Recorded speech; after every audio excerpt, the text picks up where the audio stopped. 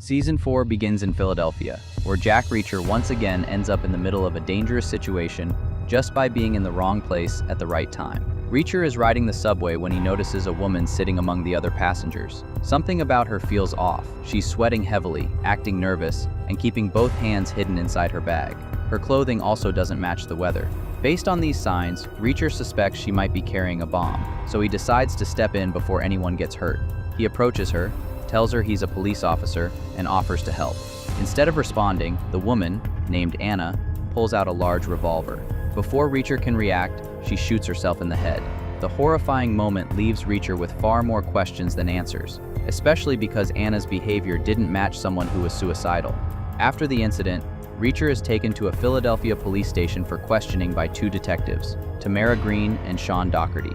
Doherty is hostile toward Reacher from the start, while Tamara comes across as sharper and more observant. Reacher quickly realizes the police aren't actually treating him as a real suspect. They're simply keeping him there because people from Washington are on their way. While waiting, Reacher shows off his usual sharp instincts. He notices that one of the subway witnesses is missing and realizes the police are deliberately stalling the interview until federal agents show up. Instead of getting anxious, he calmly orders a cheesesteak and waits. Eventually, three mysterious men in suits arrive. They refuse to say which agency they represent, so Reacher gives them nicknames: Snap, Crackle, and Pop. Interestingly, they don't seem interested in Anna's death itself. Their real concern is whether Anna handed something to Reacher before she died. Reacher truthfully says she didn't, but now he's curious why unidentified government agents care so much about an ordinary woman's apparent suicide. The answer becomes clearer once Reacher leaves the station. Two more men approach him outside and ask the same question, except this time, they openly tell him what they're searching for: a flash drive. Reacher realizes that whatever is on that drive must explain why Anna was so afraid, and why powerful people are suddenly interested in her death. The two men try to intimidate him, but they've badly misjudged who they're dealing with. Reacher beats them without much trouble. He then begins investigating Anna on his own, starting with her brother Jacob, a patrol officer who firmly believes his sister would never take her own life. Jacob explains that Anna worked for the Army's Records and Personnel Department in Washington, and that she has a college-age son named Ben, whom Jacob helped raise. According to Jacob, Ben hasn't answered his phone in days and hasn't been seen, an unsettling detail that adds to the mystery. Rather than wait for the attackers to find him again, Reacher decides to use their interest in the flash drive against them. He buys a cheap one from an art student and uses it as bait. When the men return, Reacher arranges a meeting with the person they work for. That person turns out to be Layla Hoth, a young woman traveling with her mother, Amisha. Layla explains why she's been searching for Anna. She has leukemia and urgently needs a bone marrow transplant. Her mother can't be a donor due to her own health issues, leaving Layla's biological father as her best hope. She has never met him.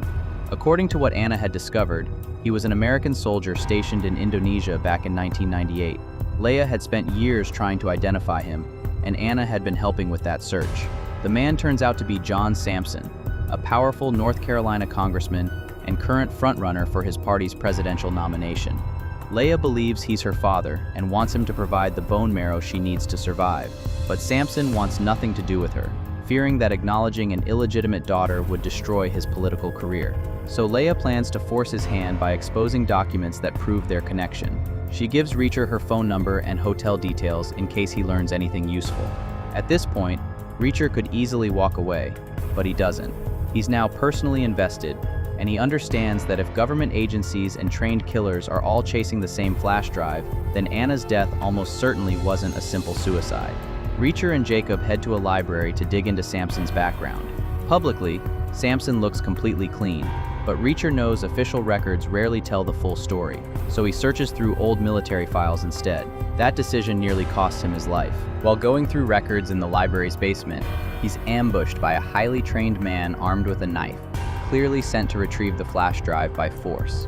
A brutal, close-quarters fight breaks out. Reacher eventually overpowers the assassin and kills him, crushing him between the shelves. He hides the body in the basement coal room before leaving with Jacob. The attack gives Reacher an important clue. Whoever wants the flash drive also knows about Layla, which means she's likely the next target. Reacher rushes to her hotel and finds his instincts were right. Another assassin is already inside her room, waiting while Layla showers, completely unaware of the danger. Reacher arrives just in time, and a violent fight breaks out. He battles the attacker through the room and eventually throws him out a window. Surprisingly, the man survives by landing on a fire escape and getting away in a waiting car. Armed men inside that vehicle then open fire on the hotel. Despite the chaos, Reacher and Jacob manage to get Layla out safely. Reacher gives her money and tells her to relocate and change her appearance. Whatever she's caught up in has clearly escalated far beyond simply finding her father. Meanwhile, Reacher checks back in with Detective Tamara Green, hoping for more information. She confirms that the federal agents were also after the flash drive, reinforcing Reacher's suspicion that Anna had uncovered something major. Making matters worse, Jacob learns that his nephew Ben is still missing, last seen with a girl with no contact since. It's unclear whether Ben's disappearance is connected to Anna's death, but the timing is suspicious. By now, Reacher has a growing list of unanswered questions. Why did Anna really kill herself? What was on the missing flash drive? Why are both government agents and professional killers hunting for it? What exactly did Anna discover about Samson? And where is Ben? On top of that, Reacher hasn't been able to independently confirm everything Layla told him, so even her story may not be as straightforward as it seems. By the end of the episode, Reacher and Jacob plan to travel to Washington to dig deeper into Samson's history and Anna's military records. As Reacher makes his way through Philadelphia toward the station, he's suddenly surrounded in an alley by a large, organized group of men in suits who have clearly been tracking him. Reacher fights back hard, but they're not there for a fair fight.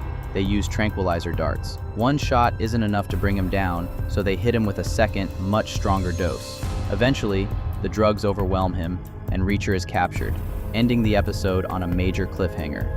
If you understood this episode and want episode 2 explained, comment episode 2 below. Don't forget to like the video.